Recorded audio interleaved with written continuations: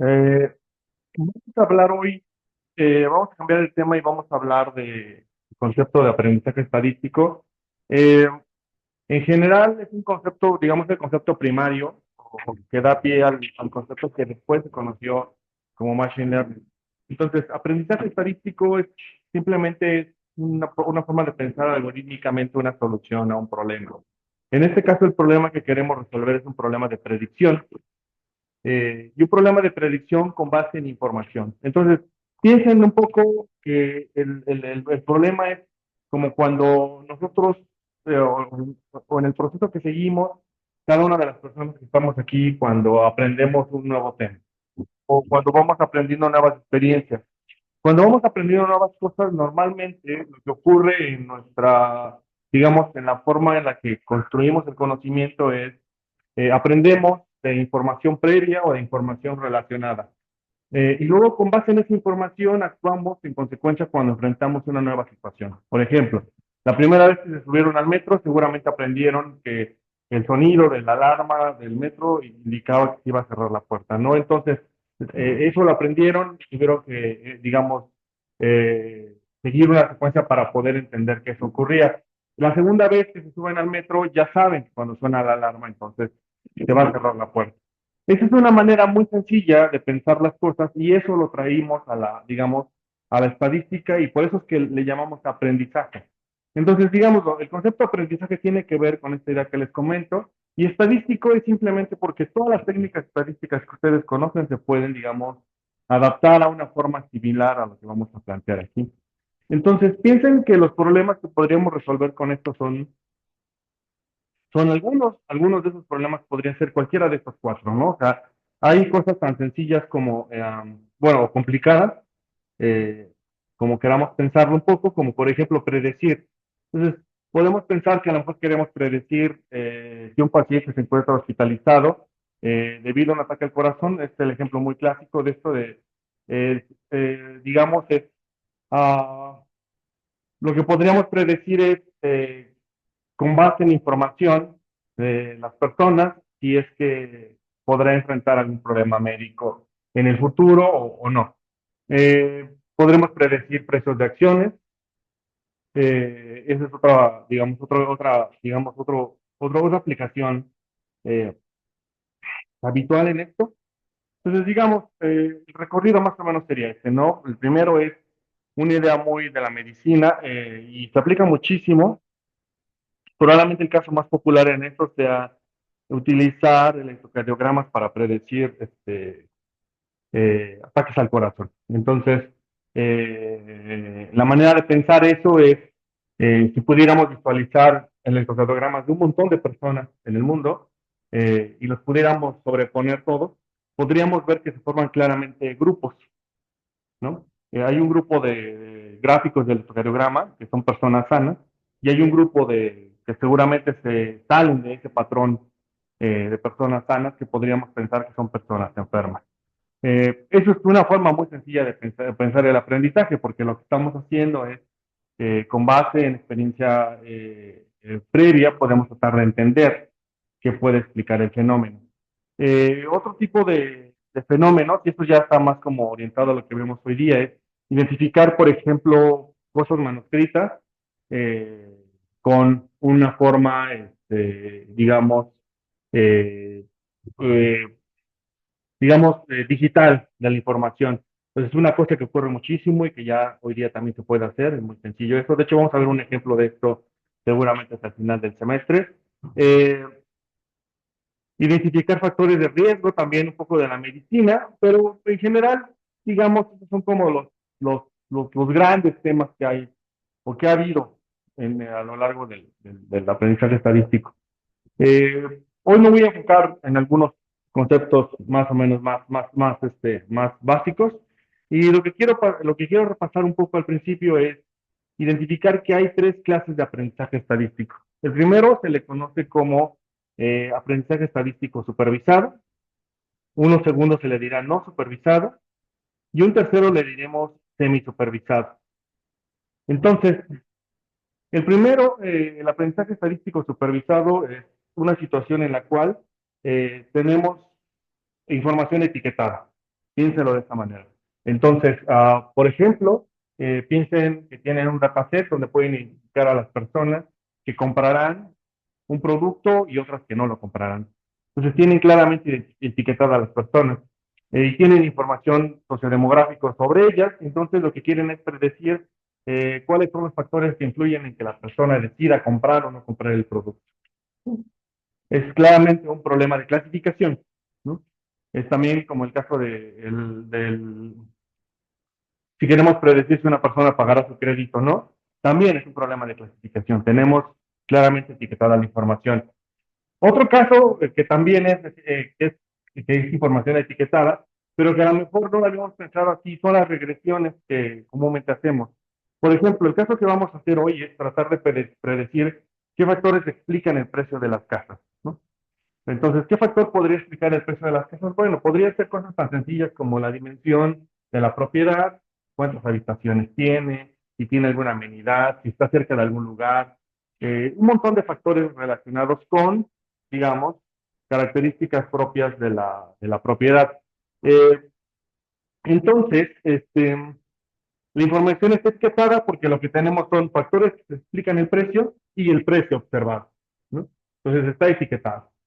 Eh, Ahora bien, este es el caso del aprendizaje supervisado. Por eso le llamamos supervisado, porque claramente podemos identificar si es que nos estamos equivocando en la predicción. Por ejemplo, si predijéramos que una persona comprará un producto, pero al final vemos que nunca lo compró, podemos supervisar el resultado. Por eso le llamamos supervisado. Ahora, el aprendizaje no supervisado tiene que ver con una situación en la cual no tenemos etiquetada la información. Esas son situaciones como, por ejemplo, imaginen que tienen un conjunto de información de las personas que acuden a un centro comercial. Y lo que quieren entender es si hay algún tipo de patrón de esas personas que acuden al centro comercial. ¿Cómo qué tipo de patrones les podría interesar? Si, por ejemplo, son personas que compran productos, por ejemplo, para bebé, ¿no? Y entonces, eso es interesante o es importante porque a lo mejor a ese tipo de personas en específico quieres enviarles una promoción, ¿no? Quieres fomentar un tipo de consumo a ese tipo de personas. Ahora bien, no exactamente no sabes si de verdad esa persona pertenece a ese grupo. Lo único que puedes hacer es aproximación. Entonces, esas aproximaciones, ¿cómo las puedes hacer? Con información propia de los individuos y entonces construyes métricas de distancia, ¿no? Entonces, ¿qué tanto se parecen los individuos? Y ese es un concepto muy sencillo, que es básicamente que es, piénsenlo de esta manera, o sea, las personas a veces nos agrupamos entre quienes nos parecemos o tenemos preferencias similares. Es una cosa muy común entre los humanos. Por ejemplo, si les gustan las series de acción, seguramente se juntan con personas que les gustan las series de acción. No se van a juntar con alguien que le gusta las series de comedia, porque a lo mejor no le gustan las series de comedia. Entonces, si hiciéramos una métrica de distancia en ese tipo de situaciones, claramente se podrían separar los grupos. Eh, entonces, cuál es el problema que vemos ahí? Es que no tenemos per se o a priori una etiquetación de la información. La tratamos de construir, las etiquetas las tratamos de proponer nosotros. Entonces, por eso le llamamos no supervisado, porque no tenemos una manera de comprobarlo. Lo estamos aproximando, ¿no? Digamos, de alguna manera. Y el aprendizaje supervisado es una combinación de ambos. De hecho, es una cosa que yo les propongo en un ejercicio que vamos a ver, un aprendizaje semisupervisado, que es en el caso, por ejemplo, de delitos de la Ciudad de México. El problema concreto es hay una hipótesis que dice que los delitos de la Ciudad de México están siendo, digamos, clasificados de forma, vamos a llamarlo, inadecuada, de forma intencional, ¿no? Entonces, para hacer parecer que hay un conjunto de delitos de alto impacto que están disminuyendo y un conjunto de delitos de bajo impacto que están incrementándose, pero como son de bajo impacto, en realidad no afectan las estadísticas de seguridad de forma significativa. Entonces, vamos a tratar de implementar un algoritmo que aprenda cómo clasificar y luego ver si ese algoritmo puede clasificar información nueva. Entonces, si se dan cuenta, a priori no sabemos correctamente si está clasificada, le vamos a enseñar a que haga, digamos, grupos de información y ya una vez que sabe etiquetar, lo vamos a tratar de que etiquete nueva información. Por eso se llama semi-supervisado, porque primero le enseñamos a hacer no supervisado y una vez que no es supervisado, etiquetamos y una vez que etiquetamos, combinamos. Por eso le llamo semi-supervisado. ¿Vale? Bien, ¿dudas sobre estos tres conceptos? Buenísimo. Bien, entonces, en general yo voy a utilizar esta notación. Voy a decir que la variable y será la variable de respuesta. Cuando utilice la variable y será una variable continua. Y cuando utilice la variable g será una variable cualitativa, discreta o de grupo. ¿Vale? Entonces es la única notación que yo voy a cambiar en el curso. En general, nuestro objetivo, al igual que cuando ustedes llegaron a su curso de introducción a la econometría, es resolver este problema, es construir una relación que exista entre un conjunto de factores X y una variable Y. Tratar de construir ese modelo, esa relación funcional. Entonces, esa relación funcional puede ser múltiples cosas. Puede ser una regresión, puede ser un modelo de clasificación, puede ser un modelo de clasificación ordinaria, multinomial, o en el caso que vamos a aprender más adelante, es algo no supervisado que aprenderemos a segmentar por grupos. El objetivo al final del día será tratar de construir una, una ecuación que le vamos a llamar Y gorrito, que es una predicción del fenómeno que queremos aprender. Entonces, ¿cuál es la diferencia, digamos, o dónde está esa cosa que puede ser lo diferente respecto de hacer análisis estadístico hasta lo que sabemos el día de hoy? Bueno, está en una cosa que se llama conjunto de, bueno, una separación de conjuntos que voy a colocar aquí. Entonces, digamos que va a haber una separación de conjuntos que vamos a hacer. Déjenme, antes de eso, aquí de hecho, este que está aquí no debería estar aquí, debería estar aquí arriba. Perdón, antes de lo que estaba comentando. ¿Cómo vamos a evaluar qué tan bien estamos haciendo las cosas? Lo vamos a evaluar a través de esta función. Lo vamos a utilizar a través de un error que le llamamos error cuadrático o un error absoluto. Y si ustedes lo observan, si utilizáramos error cuadrático, básicamente con este error cuadrático podríamos aproximar el R cuadrado, porque el R cuadrado simplemente es la relación que guardan los errores, eh, digamos, o la suma de errores al cuadrado respecto de la suma de errores respecto de la media. Déjenme aquí ajustar un pequeño, mi,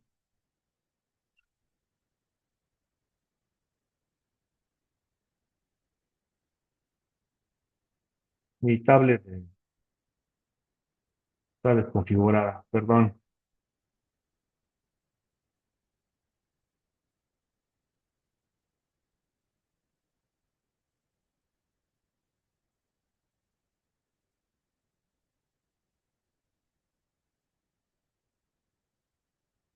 perdón, mire, ahora sí. Entonces, el R cuadrado al final del día era una cosa, déjenme, era una cosa simplemente como la suma de errores al cuadrado entre la suma de errores respecto de la media. Y entonces, de hecho, entonces el error cuadrático, al final de cuentas, es una aproximación de ese R cuadrado, simplemente no está normalizado. Entonces, podríamos indistintamente ocupar el error cuadrático o el R cuadrado para saber si esto nuestra predicción es buena o mala. ¿Cuál es la diferencia? Que el error cuadrático será una métrica, digamos, que se comparará respecto de otra situación en términos absolutos, y el R cuadrado sí se puede comparar de forma directa respecto de una situación entre 0 y 1. Ustedes aquí decidan, yo prefiero más utilizar el R cuadrado respecto de estas métricas. Bien, ahora, como les decía, ¿cuál es digamos, la diferencia respecto de un escenario en el cual haríamos estadística convencional y cuál es la situación en la cual pensamos que esto se vuelve un problema de aprendizaje estadístico o de machine learning? Digamos, el concepto del machine learning es simplemente aprendizaje estadístico con computación. Por eso se llama machine learning. Pero básicamente es saber hacer estadística, el concepto de aprendizaje más computación, a eso le llamamos machine learning. Pero en general, si ustedes saben aprendizaje estadístico, ya saben Machine Learning, lo único que necesitan es programar en algo. Eh, bien, entonces, piensen de esta manera. Cuando los humanos aprendemos, como les decía yo un poco al principio de la clase, eh, imaginemos que pudiéramos sistematizar el problema de esta manera. Los humanos aprendemos en una parte que le llamamos conjunto de entrenamiento.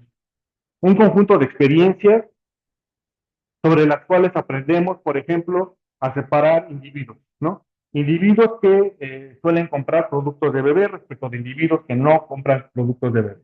Un poco lo que hace Amazon cuando los segmenta a ustedes. Si ustedes han comprado alguna vez en Amazon o en Mercado Libre, sabrán que esas plataformas los tienen perfectamente segmentados por el tipo de clics que dan, ¿no? Si ustedes le dan muchos clics, por ejemplo, a productos electrónicos, como por ejemplo cosas de gamers, entonces claramente sabe que ustedes están en un segmento entre 20 a 40 y probablemente no tienen hijos, ¿no? En este momento.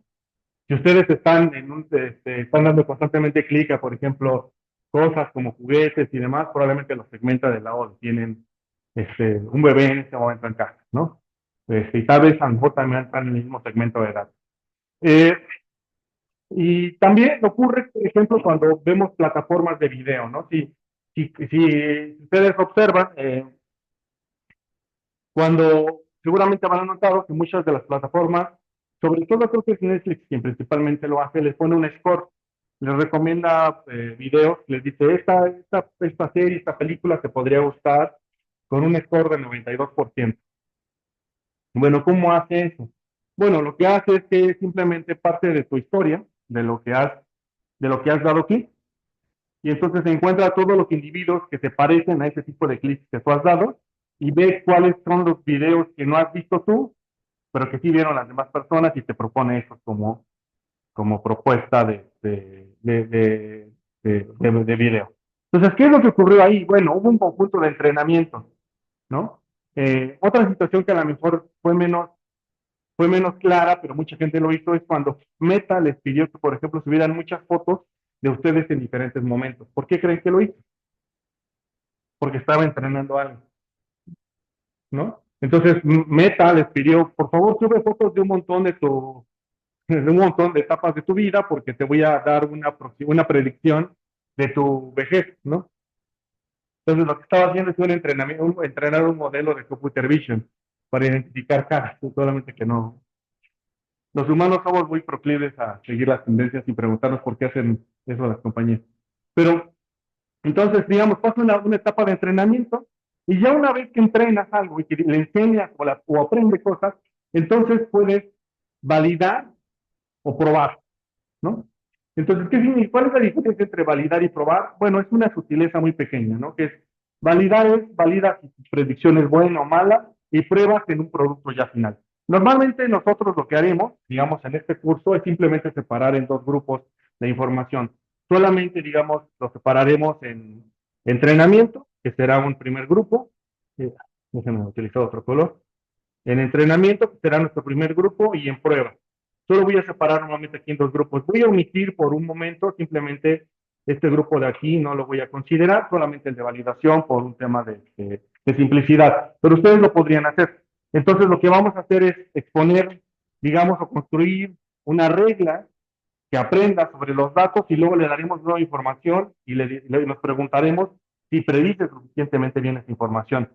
Y si ya predice suficientemente bien información, entonces lo que decimos es, listo, tenemos una cosa que ya aprendió, ¿no? Ese es un humano.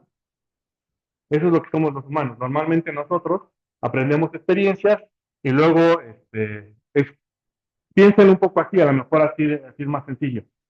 ¿Cómo aprendieron cuál era la mejor ruta para llegar a la facultad? A través de mucha experiencia, ¿no? Dijeron, bueno, probaron diferentes rutas.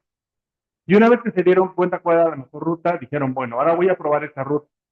Y cuando probaron que en efecto esa ruta era la más corta, ya decidieron que en adelante la ruta que seguirían a la facultad sería esa. Ese es el proceso que estamos proponiendo aquí, ¿no? Entonces, un algoritmo que aprenda por diferentes escenarios, luego lo probamos en un escenario que nos parece que potencialmente puede ser el mejor, y si funciona, listo, ya. Tenemos una cosa que aprendió. ¿Bien? ¿Dudas? Ok. Ahora bien, entonces, concretamente para el caso que yo voy a hacer hoy, vamos a hacer un análisis de regresión muy sencillo. Vamos a enseñarle a la máquina que aprenda a predecir precios de casas. Entonces, lo que vamos a hacer es lo siguiente. Vamos a partir de la idea de que todo lo podemos modelar como Y, X por beta más epsilon. ¿Cuál es mi objetivo en este caso? Mi objetivo va a ser, quiero predecir el precio de casa. Entonces, la primera pregunta que me tengo que hacer es, qué puede ser un buen predictor de precios de casas? Bueno, aquí puedo listar un montón de cosas. Entonces, digamos que mi matriz X puede contener un montón de factores. ¿Cuál es el primer factor? Por ejemplo, puede contener una variable de dimensión, ¿no? ¿Cuánta área tiene la propiedad?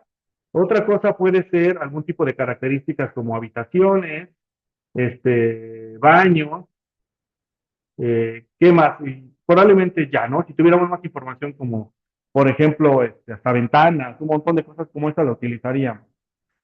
Podríamos utilizar ubicación, ¿no? No es lo mismo una propiedad en Santa Fe que una propiedad en otra colonia tal vez menos, con precios de casas menos altos, ¿no? Tal vez estoy pensando, ¿qué será? Tal vez alguna periferia de la ciudad, ¿no? Que tampoco no es tan, eh, sobre todo del lado del oriente, ¿no? Tal vez que no es tan caro igual que Santa Fe. Y otros factores, ¿no? Entonces, digamos, ese es mi objetivo, ¿no? Quiero predecir precios de casas. Entonces, ¿cómo lo haría? Lo haría con una regresión simple y llana. ¿Qué es lo que haría? Digamos, si yo siguiera lo que les he conversado hasta ahora, seguiría esta regla, ¿no? Diría, bueno, simplemente, entonces, si quiero enseñarle a un algoritmo que aprenda a predecir qué precios de casa, entonces voy a tomar mi dataset que contiene tanto a la variable y como a la matriz X, entonces digamos, este es mi dataset. Lo voy a particionar en dos grupos. Un primer grupo va a ser un grupo de entrenamiento y un conjunto de pruebas. ¿Sí? En el conjunto de entrenamiento, digamos, una regla de dedo dice que más o menos aquí debe de haber como el 75% de la información. No es una regla escrita, pero más o menos por ahí debe de. Entonces, en el 75% de la información voy a entrenar un modelo. Y luego, en el restante 25% de la información, voy a probar si lo que aprendió en el 75% de la información es suficientemente bueno para predecir precios de casa. Si ya predice bien precios de casas, entonces ya tengo un modelo que aprendió.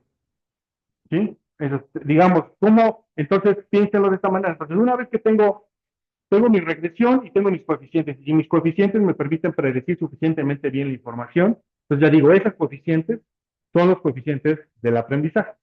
Y simplemente después ya lo únicamente, cada vez que aparece nueva información, ¿qué significa que aparezca nueva información? Imagínense que ustedes son asesores inmobiliarios, entonces cada vez que viene un cliente le dice, oye, quiero vender mi casa, ¿qué precio le van a proponer? Bueno, agarran su modelo y le dicen, bueno, ¿cuántas habitaciones tiene tu casa? ¿No? ¿Dónde está ubicada? ¿No? ¿Cuál es la dimensión?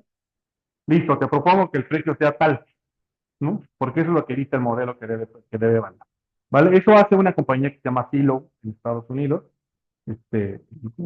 Vende, que es, digamos, la principal plataforma de venta de propiedades en Estados Unidos.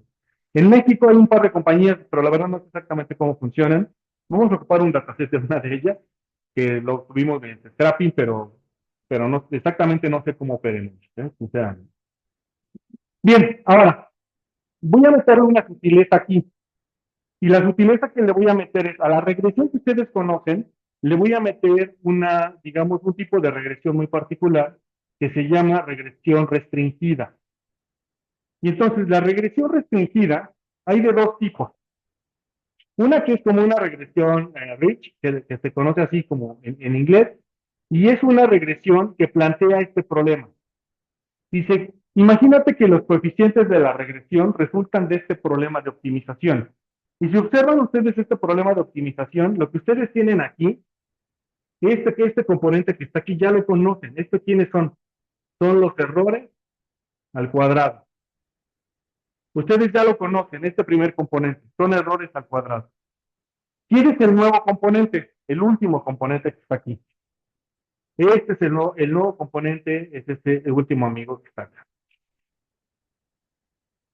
¿Qué es lo que cuantifica este último componente? Este componente lo que trata de penalizar es cuando hay coeficientes muy grandes, los penaliza. Este lambda es un penalizador. Entonces, digamos, imaginemos que tenemos información de precios de las casas y hay un coeficiente que nos desvía un poco la información porque a veces se sobreestima este tipo de características. Imaginemos por un momento que a lo mejor el número de baños, por alguna razón, es una variable que nos aparece con un coeficiente muy alto, pero nosotros conocemos el problema y sabemos que eso no es racional, ¿no? Es decir, no parece ser racional que por el número de baños la propiedad tenga un precio significativamente diferente del resto de las propiedades.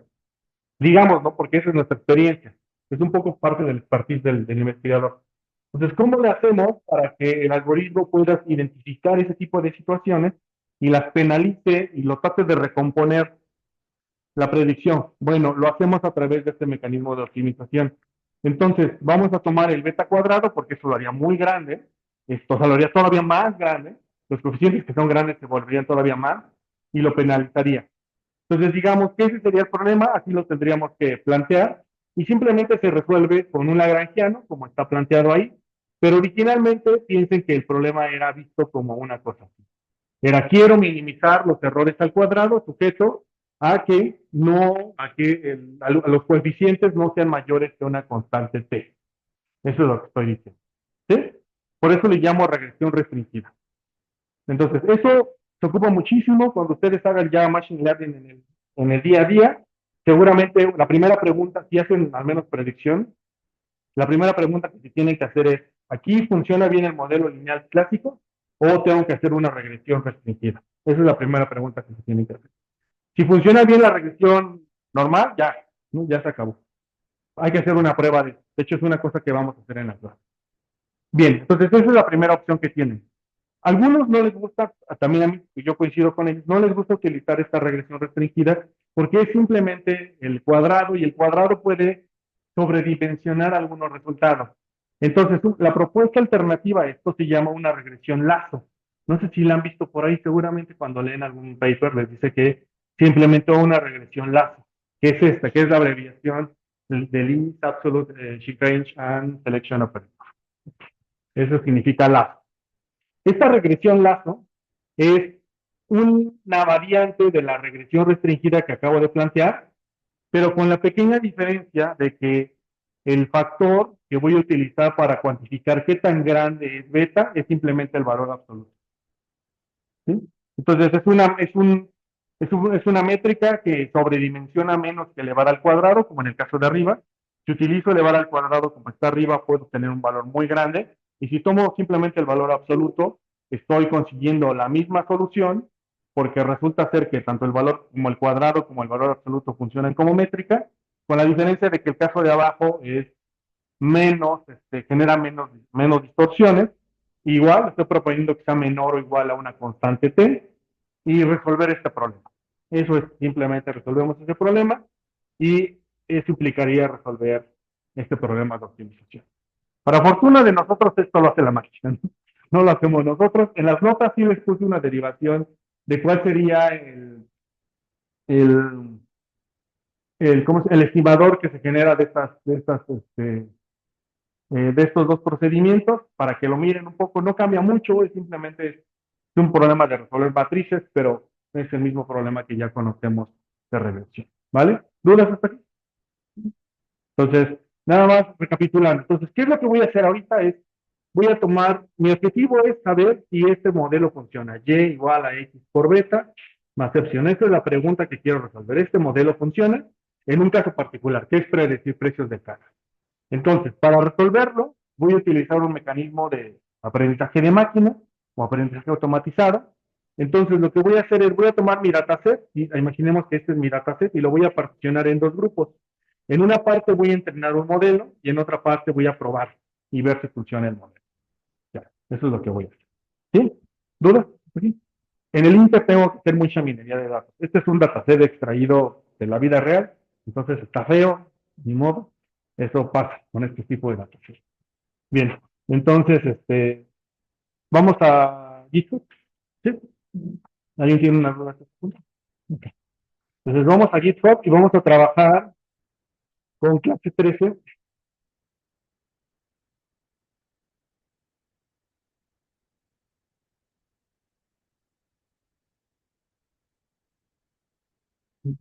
En clase 13 vamos a trabajar con este Jupyter Notebook que se llama Inmueble 24, pero necesito que descarguen este archivo que se llama ventas SB. Entonces, descarguenlo, por favor. Es un archivo bastante grande, como de 46 megabytes. Ahorita lo vemos y ahorita les platico de qué es. Y vamos a utilizar este Jupyter Notebook, entonces te lo voy a conectar a Colab.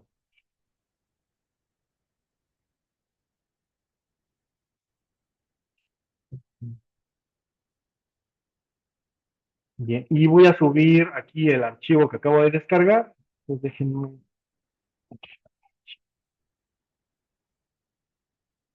ventas SB, ventas SB. Entonces vamos a darle chance que se cargue el archivo. Este es aquí alguna duda. ¿Sí? Es el que se llama ventas. El otro ventas cell es un archivo que va a resultar de este, pero por si algo se les atora, por eso les puse los dos archivos. Pero no creo, yo creo que todo va a funcionar bien.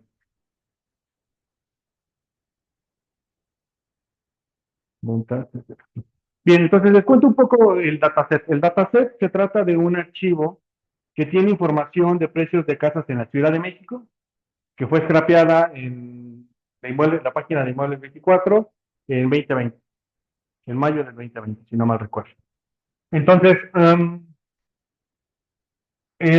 tiene está un poco vieja la información, porque Inmuebles 24 es una de las que más se encargó de banear cuando los cosas de scrapear, entonces Este, yo los pacientes los conseguí en ese momento. Por ahí tengo un par de alumnos que ya hicieron tesis similares a estas y que ya han escrapeado otras veces Inmuebles 24.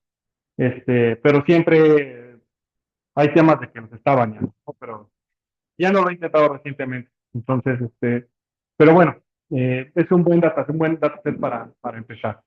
Este, Bien, entonces el dataset es simplemente lo que se hizo fue scrapear la página de Inmuebles 24 para todas las propiedades en venta en este momento en la Ciudad de México. ¿Sí? Entonces se descarga toda la información que está disponible para esas propiedades. Bien. Entonces vamos a utilizar una regresión lazo, vamos a comparar si es una mejor manera respecto de utilizar una regresión lineal y vamos a implementar un proceso de aprendizaje estadístico para este caso. Entonces, el setup son estas bibliotecas. La mayoría de ellas ya las hemos conversado y un par de ellas son nuevas. Sobre todo estas que están aquí. Todas estas que están aquí son de un toolkit que sirve para hacer, digamos, machine learning. Entonces, ¿qué tipo de cosas estoy trayendo del toolkit? Estoy trayendo una función que se llama train-test, que simplemente lo que hace es particionar el dataset en dos grupos, en una parte que es para probar y en otra cosa que es para entrenar, para entrenar o para probar y otra que es para probar y entrenar. Y luego tengo un estándar scaler, que eso lo voy a utilizar, ahorita les voy a explicar un poquito qué hace. Luego un linear regression, un lazo y un lazo CB que me va a permitir evaluar si el modelo lazo es la mejor opción respecto de un modelo lineal clásico. Y esta que se llama Repetitive Fox, que es básicamente, es un poco el mismo algoritmo con el que ganaron el premio Nobel los físicos, que es justamente el CAFO, y lo vamos a utilizar el algoritmo para resolver si es que nosotros tenemos una mejor idea de utilizar lazos respecto a la regresión lineal. Y bueno, las otras creo que ya la conocen. Sí, las otras creo que ya las conocen. Ya las hemos utilizado algunas.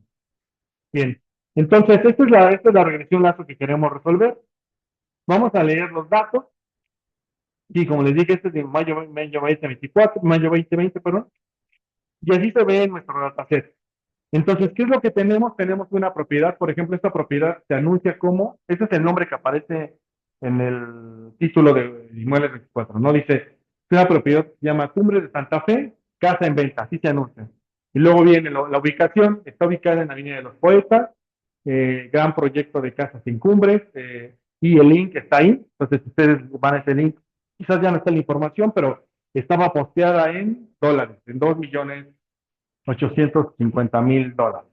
Era una propiedad que estaba en venta, tenía 4 habitaciones, 4 baños, una construcción de 630 metros, bastante grande, en un terreno de 720. Seguramente esto era una casa.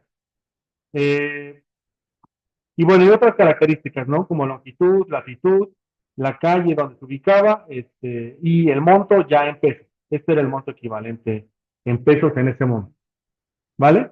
Bien, ¿alguna duda con el dataset? ¿Está bien el dataset? Ok, bien. Bien, bien, vamos a hacer un poco de limpieza de datos. Para esto primero quiero que veamos cuántas columnas tenemos y ver si tenemos datos faltantes. Entonces, con el venta.info podemos ver si es que hay datos nulos dentro de cada una de las columnas. Entonces, lo que me dice es que estas son todas las columnas que hay. Tenemos 23 columnas y de hecho, donde hay más datos faltantes es en la parte del número de la calle, ¿no? Es algo muy común que a veces las propiedades cuando se anuncian más o menos en la zona, pero no se anuncian los detalles específicos de la ubicación de la propiedad por un tema de seguridad, ¿no? Que no creen en este país. Eso es relevante. Desde el 2020 esto era relevante. Eh, bien, ¿qué más dato puede ser que se nos está faltando? La colonia, como les decía, a veces la ubicación exacta no está tan presente.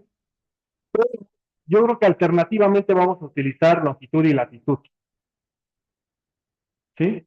Entonces, en lugar de utilizar la dirección, voy a usar longitud y latitud para la ubicación. Y ahorita les cuento cómo la voy a utilizar. Luego de eso, vamos a ver cómo se llaman las columnas, se llaman de esta manera y vamos a empezar a hacer un poquito de minado de la información.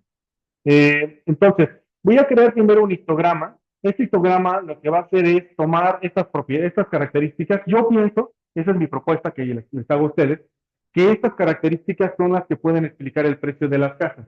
Por ejemplo, el número de cuartos, baños, cuántos metros cuadrados de construcción hay, cuántos metros de terreno, el monto en pesos y la longitud y la latitud. ¿Vale? Ahora bien, una crítica que me podrían hacer a este modelo que estoy planteando aquí, ya con la tecnología que existe hoy día, es que a lo mejor estoy desaprovechando el texto. El texto podría tener información muy rica respecto del precio de la casa. Por ejemplo, una cosa que a lo mejor pueden observar, ya cuando analicen con mayor detalle, es que el nombre de la propiedad, aquí el nombre o la descripción, puede tener información relevante. ¿Como qué cosas? Como si la propiedad es tal vez nueva, está en construcción, o es una propiedad que a lo mejor necesita renovación, o es una propiedad que a lo mejor es un problema de litigio, ¿no? Por eso tiene un precio tan bajo. Por eso no lo puedo identificar en las características. ¿Dónde lo puedo obtener? Aquí tal vez en la descripción. Entonces, con la tecnología que existe ahorita, que es procesar texto con mucha facilidad, podría extraer más información de la descripción. Es un área de oportunidad que tiene. De hecho, digo, perdón por el comercial, pero en el diplomado donde doy clase, utilizamos una versión de Silo, que es muchísimo más amplia, tiene como 300 columnas, entonces, y sí los hago que extraigan cosas del texto, ¿no? Es una de las cosas que hago. Y bueno, en el nombre también puede venir información. Por ejemplo, en el nombre a veces viene incluso el nombre de la compañía, de la constructora que está poniendo en venta la propiedad, ¿no? Entonces, a veces, a lo mejor por ejemplo, Cumbres, a lo mejor es el nombre de la compañía, ¿no? Puede ser, que es la inmobiliaria que está vendiendo, ¿no? Entonces, eso puede ser un factor que distinga si es que las propiedades son más caras o no. Y la ubicación, a veces aquí en la descripción se dice algo más que simplemente una dirección. Por ejemplo, este es un club de golf, ¿no? Y eso a lo mejor es relevante para el precio. Bien, pero digamos que en este momento, solo porque por las limitaciones también un poco del curso, vamos a utilizar estas variables como explicativas. Bien, entonces muestro cómo se ve el histograma. Y bueno, la primera cosa que vemos es que aquí se ve claramente una dispersión abismal. Hay muchos datos, muchos outliers. Entonces, por ejemplo, en latitud, tengo un valor que va desde menos 40 hasta 40, lo cual suena que está un poquito mal. Este, eh, y, y longitud también está medio raro, ahorita lo corregimos. Y con el número por ejemplo, de cuartos, ¿no? O sea, esto, por ejemplo, suena muy raro que alguien tenga un número de cuartos 80, salvo que sea un hotel o algo así, ¿no? Este, debe tener algún tipo de error de captura, tal vez en realidad querían poner 8 y alguien se le fue un punto, tal vez, ¿no? Bien, vamos a corregir esto. ¿Cómo lo haríamos? Bueno, minando los datos, ¿no? Entonces vamos a ir haciendo pequeños cortes de la información. Eh, uno de mis socios de la compañía dice que esto es como sacar el filete. Yo le creo que sí, eso es una buena analogía.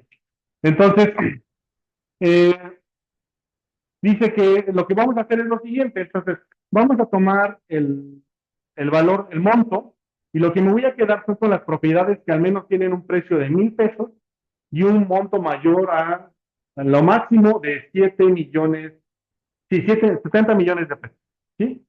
Es lo más grande que voy a considerar en precios. Entonces, lo primer corte que voy a hacer es en el monto, lo voy a cortar y voy a volver a mostrar cómo se ven los datos. Entonces, veamos cuál es digamos, la gráfica que se corrige. Entonces, la que se debe corregir es la de monto, y vamos a ver, y monto aquí está corregido, ¿no? Eh, ¿Qué es lo que pueden ver en monto? Claramente se ve que los montos más bajos, esto está en millones, ¿no? Entonces se ve que los montos los más bajos son los más comunes y los más altos son los más frecuentes. Algo que suena que es más o menos razonable, ¿no? No hay nada aberrante al menos ahí. Ya con este corte. Vamos a hacer otro corte. El otro corte que les propongo es en terreno. Entonces quiero propiedades que sean de más de 10 metros. Entonces digo, espero que no haya algo de 10 metros, pero vamos a asumir que 10 metros es la más pequeño.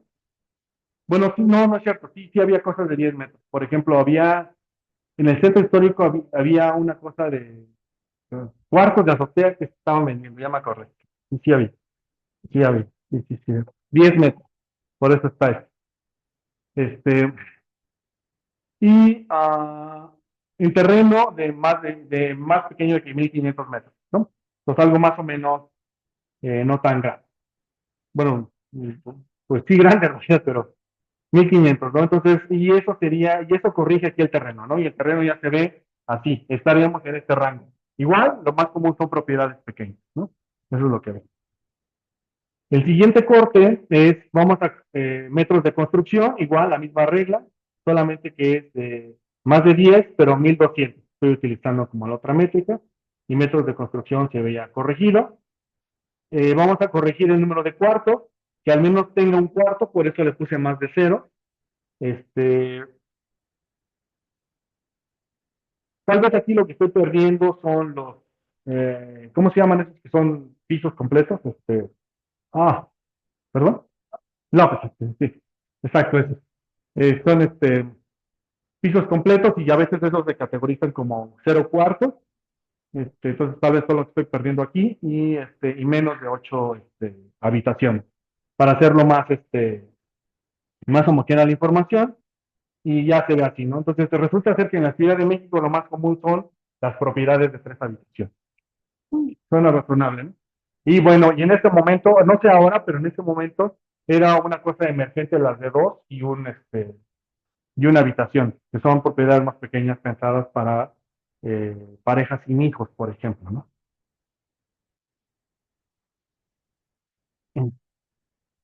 Eh, Bien, luego vemos con baños, igual la misma regla, solamente 0 y 8, y ya con baños, aquí resulta ser que lo más común es tener 2 baños o 3, son los más comunes, y por último voy a hacer un corte en longitud y latitud.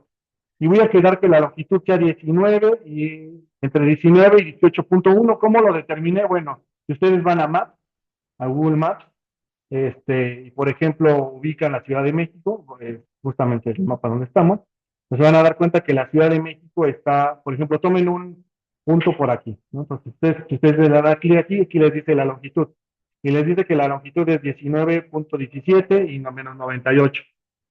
Esa es una parte de la longitud. Entonces hay que hacer un rectángulo entre esta zona y, y esta región. Y esta región de acá es 19,68 y 99. Entonces este es el rectángulo que les propongo, ¿no? Y ese rectángulo, según yo, según en aquel momento, es que el rectángulo estaba entre el 19,1 y el 99,4 y el 19,8 y el 98,8.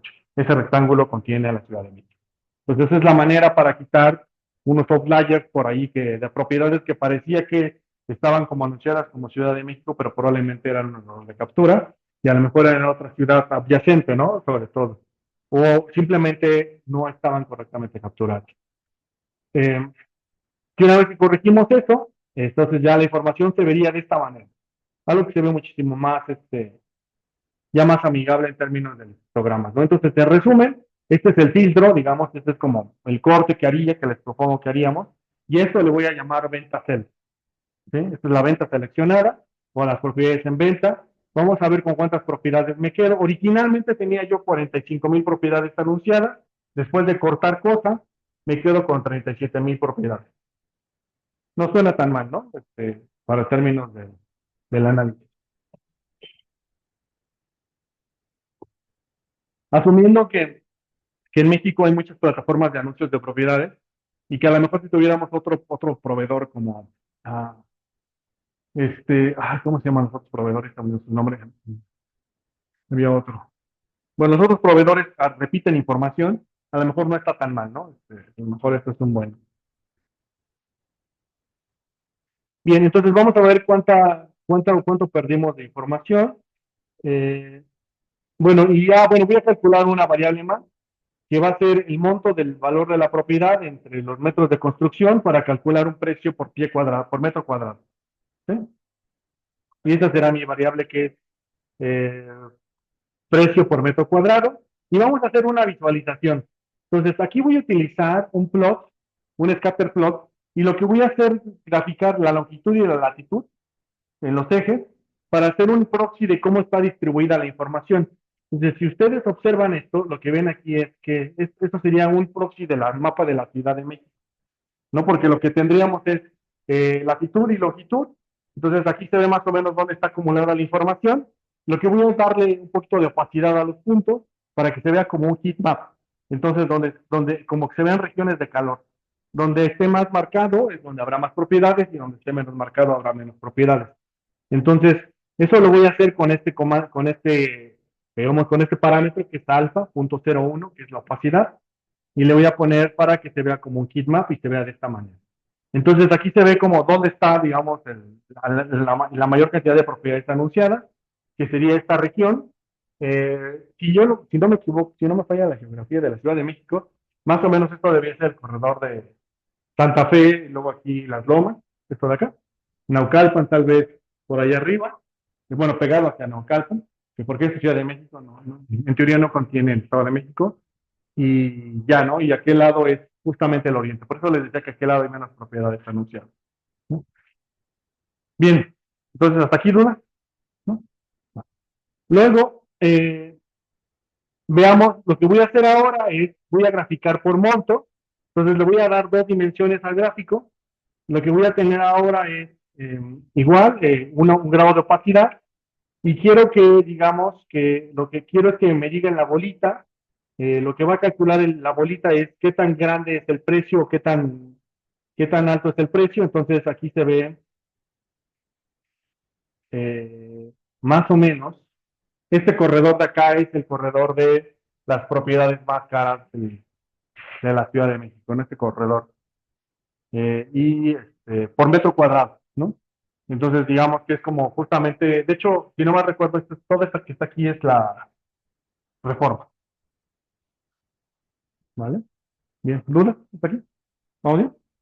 Ok. Eh, no, ese es el monto, perdón, y el de abajo es el precio en metro cuadrado. Entonces, en monto, aquí están las propiedades más caras, pero cuando uno lo ve por metro cuadrado, resulta ser que el corredor de reforma en realidad no es el caro. En realidad hay muchas otras cosas que todo puede ser todavía más caras. O sea, sí, hay una parte del corredor de reforma, pero en realidad la ciudad es como, un poco el mensaje es como donde quiera que compres en la ciudad de estar igual de caro por metro cuadrado. ¿No? Lo cual parecería que es una buena noticia en términos o tal vez igual de mala noticia, ¿no? Habría que ver cómo lo veas, ¿no? Pero bien, más bien en realidad la diferencia es si puedes comprar algo pequeño o algo grande. Pero en realidad el metro, por digamos, metro cuadrado el precio es el mismo, ¿no? Bien, y déjenme, lo voy a saltar un poquito y vamos a hacer una matriz. Vamos a ver cómo se ve. Si puede, esa es una matriz de correlaciones. Lo que voy a hacer es un scatter, una matriz de correlaciones entre todas las variables. Entonces, vamos a ver, por ejemplo, lo que yo quiero predecir es el monto. Y ustedes, si ustedes observan el monto respecto de los cuartos, no parece que haya una relación necesariamente, respecto de los baños tampoco, respecto de la construcción sí, es decir, entre más metros construidos es más el monto, también entre más terreno, más monto, ¿no? Entonces es como lo que podemos observar y vamos entonces ahora sí a entrenar un modelo para este caso. Entonces, y si yo le doy 6, puedo guardar el archivo, digamos, ya seleccionado con 35,000 propiedades, que sería el que voy a utilizar para modelar. Pues, digamos, aquí podría hacer como un pequeño corte y podría continuar, este, si es que a partir, y una vez que terminé de minar mis datos, entonces digamos, un poco como el ejercicio de lo que trata de mostrarles es que cuando ustedes toman un dataset de la vida real hay que minarlo, pues eso es a lo que le llamamos minería de datos, extraer todas las características que nos puedan servir y que puedan ser relevantes para nuestro problema y lo almacenamos ya en un objeto, sería eso. Y ahora sí vamos a pensar en el modelo. Entonces, ¿qué es lo que voy a hacer primero? Voy a hacer una regresión simple y llana, ¿no? Que es simplemente lo que quiero hacer es ver cuánto del monto es explicado por el número de cuartos, por el número de baños, por la construcción, por el terreno, la longitud y la latitud. Entonces, noten que la longitud y la latitud la estoy ingestando directamente a la regresión. ¿Por qué, qué es lo que quiero capturar con longitud y latitud? Ubicación. ¿Sí? Entonces, eso es mejor que incluir, por ejemplo, delegación, colonia, o cualquier otro factor. De hecho, la latitud y la latitud sería un factor muchísimo más exacto que hacerlo con otra información. Eh, bien. Entonces, me sale que mi R cuadrado es 0.55 y este sería como los coeficientes estimados. Bien, vamos a hacer entonces un pequeño ajuste y voy a introducir, digamos, voy a crear objetos que los voy a introducir directamente ya ahora sí a un procedimiento de Machine Learning. Entonces, digamos, si yo quisiera hacer algo que hubiera hecho en estadística o en econometría, con la regresión anterior ya hubiera acabado, hubiera dicho, bueno, está mi regresión y eso es lo que yo propongo como regresión de precios de las casas. Pero no, aquí estamos queriendo aprender cómo generar un modelo de Machine Learning. Entonces, lo que vamos a hacer es lo siguiente. Primero voy a crear dos datasets, uno que va a ser la matriz X y el vector Y. Noten que el vector Y, a diferencia de otras situaciones, le estoy utilizando un comando que se llama reshape y value. Lo que quiero crear aquí es un objeto que va a ser un arreglo de NumPy, que es Y, es un arreglo de NumPy. Esa es, digamos, es la estructura que necesito para las siguientes rutinas que voy a introducir. Es una pequeña sutileza que no había hecho anteriormente. Eh, lo voy a ejecutar y entonces tengo aquí mis 37,000 propiedades y vamos a separar ahora sí el dataset en dos tramos. Entonces, voy a utilizar la librería que se llama Time Test Split y esa necesita que le dé dos cosas, que le diga quién es la matriz X y quién es el vector Y. Y luego le tengo que decir random state. ¿Qué es random state? Es la semilla de números aleatorios que va a utilizar. Entonces, ¿cómo hago la separación de dos conjuntos entre entrenamiento y prueba?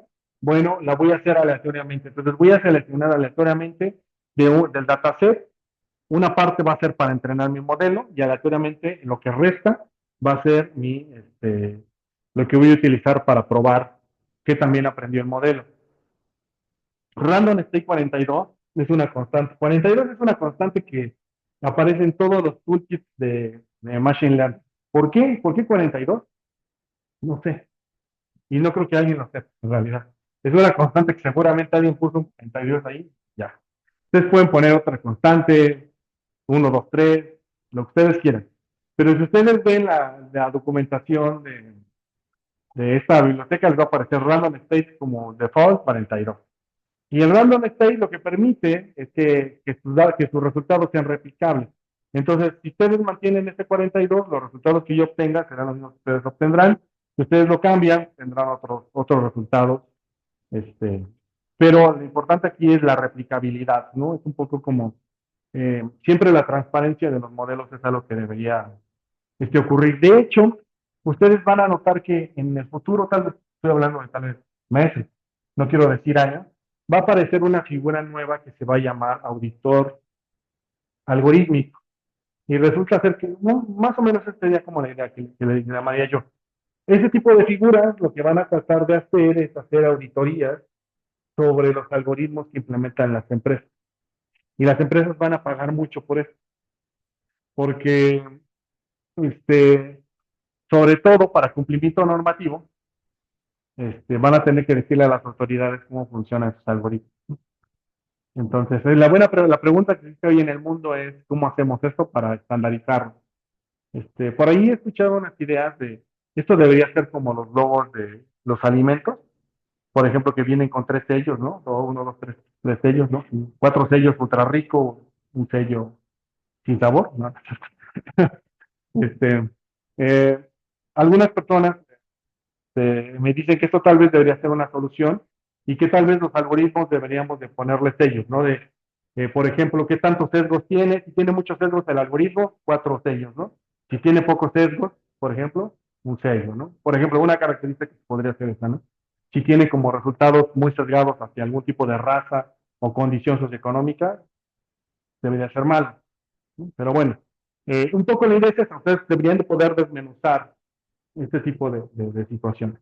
Entonces, ahora bien, luego regresando un poco a la clase, el test type, voy a decirle que punto 25, lo que le estoy diciendo es que me voy a quedar con 75% para entrenar el modelo y con 25% para probar si el entrenamiento funcionó. Y el resultado van a ser 4 datasets. Van a ser una matriz X que va a ser para entrenar, una matriz X para probar, un vector Y para entrenar y un vector Y para probar. Por eso salen cuatro resultados. Y lo lanzamos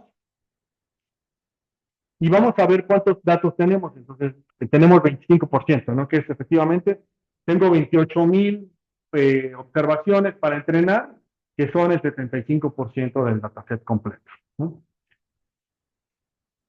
Ahora bien, voy a utilizar un estándar escala. ¿Qué es lo que voy a hacer? ¿O por qué lo utilizo? Más o menos la idea es esta.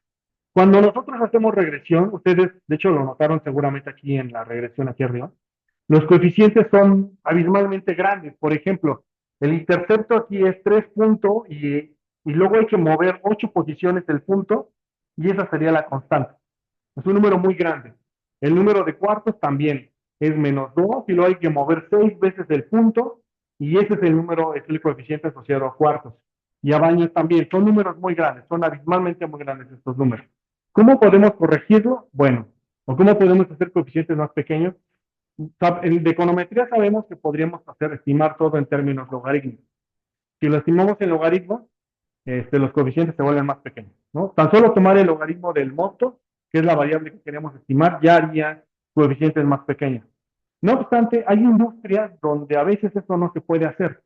Y no se puede hacer porque a lo mejor son cantidades que no necesariamente pueden ponerse en términos logarítmicos. ¿Por qué? Porque, por ejemplo, pueden tomar valores positivos y negativos. Imagínense que a lo mejor están trabajando por una compañía que sus valores de respuesta son positivos y negativos. Entonces, no es una buena idea tomar el logaritmo, ¿no? Entonces, ¿qué hacen ahí? ¿No? Bueno, en estos casos tienen que utilizar alguna alternativa y en este caso, una alternativa es utilizar un escáner. Y el escáner más común es una normalización que seguramente conocen, que es tomar cualquier variable, la variable le quitan, por ejemplo, su media y la dividen entre su desviación estándar. Y esta la llaman z, ¿no? Y esta variable, ¿cuál es la ventaja que tiene? Que esta, por el teorema del límite central, por el TLC no tratado, sino por el teorema del límite central, esto converge a una normal con media 0 y varianza 1. ¿Sí? Bueno, por el teorema del límite central.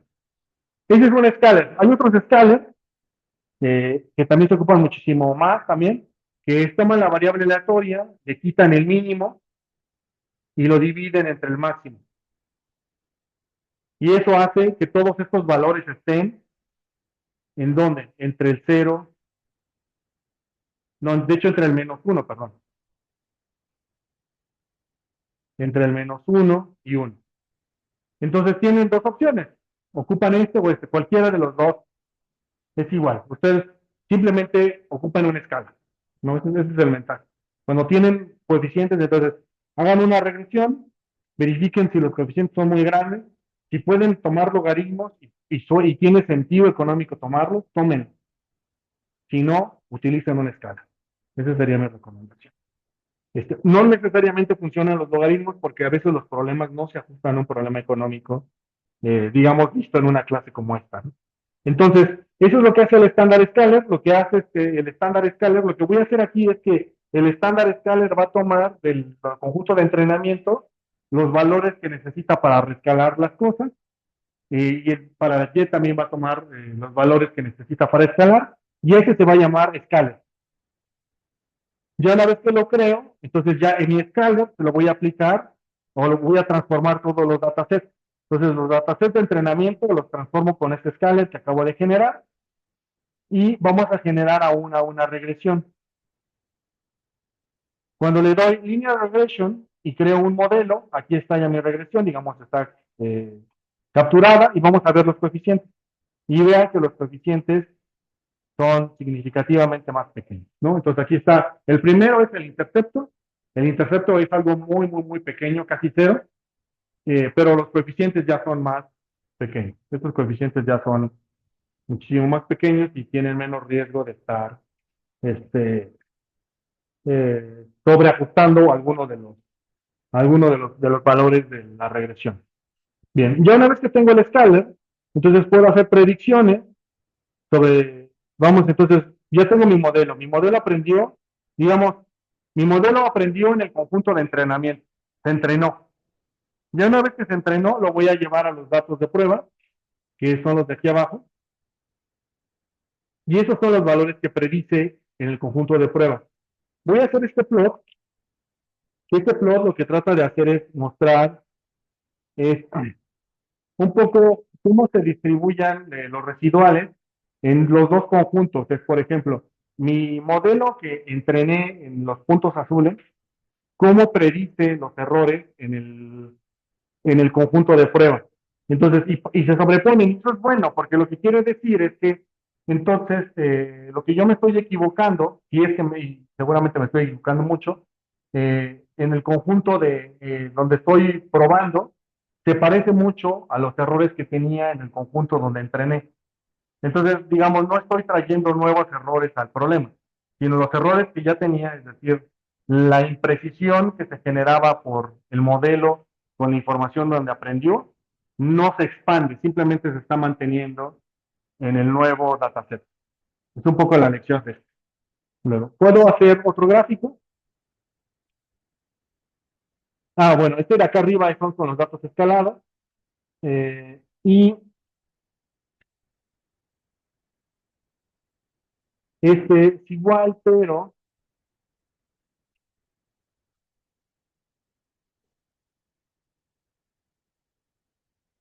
con los datos predichos. Sí, son las predicciones de los datos. Entonces, igual, las predicciones del modelo original están en la sección azul y las predicciones del modelo, digamos, del modelo original, pero aplicado en el conjunto de entrenamiento son los naranjas. Listo. Ahora bien, pero tal vez, déjenme, me voy a sacar un poquito esto de acá también, me voy a ir hasta acá. Vamos a comparar entonces cómo se ven los R cuadrados. Y resulta ser que mi R cuadrado, este es el primer R cuadrado, mi R cuadrado en el conjunto, digamos, en el donde entrené es 0.56. Y luego el R cuadrado, cuando tomo el modelo entrenado y le digo que prediga en el conjunto de prueba, el R cuadrado pasa a 0.55. Ese es un buen resultado, porque lo que estoy diciendo es que no se desvía mucho. Es decir, el R cuadrado que existía antes con la información con la que tuvo experiencia el modelo es más o menos el mismo R cuadrado que se mantiene después, una vez que el modelo ha aprendido. Entonces, eso es un buen resultado. Un mal resultado hubiera sido que este R cuadrado se hubiera caído mucho, porque eso hubiera significado que mi modelo está sobreajustado. ¿Y qué significa sobreajustar? Significa que el modelo se aprendió los datos, pero no sabe predecir. Porque, ¿qué significaría? Significaría que saca buenos R cuadrados con los datos donde lo entrené. Pero cuando le traigo nuevos datos, no sabe qué hacer. Eso quiere decir que no se entrenó, que simplemente se aprendió los datos, se aprendió las correlaciones, pero no es capaz de predecir con información nueva. ¿Sí? Entonces, R cuadrados deberían ser más o menos similares. Es un poco la lección. Bien. Ahora bien, este es un modelo lineal clásico, pero la clase, dijimos, se va a tratar de ver si este modelo clásico funciona. Y tal vez no. Entonces, vamos a utilizar un modelo lazo y vamos a compararlo con bien, con nuestros modelos. Entonces, el modelo lazo necesita que le dé un parámetro. El parámetro es alfa y es el equivalente a lambda que les mostré en la pizarra. Entonces, aquí, en esta pizarra, lambda, este lambda que está aquí, allá en, el, en Python se llama alfa, este lambda. Entonces, yo le voy a imputar y aquí le voy a decir que voy a empezar con un alfa pequeño, 0.01. Vamos a ver cómo se ve este modelo con un lazo de ese alfa. Lo calcula y vamos a cómo se ven los coeficientes. Estos serían los coeficientes, estas serían las predicciones y este sería un plot que podríamos ver con un modelo lazo.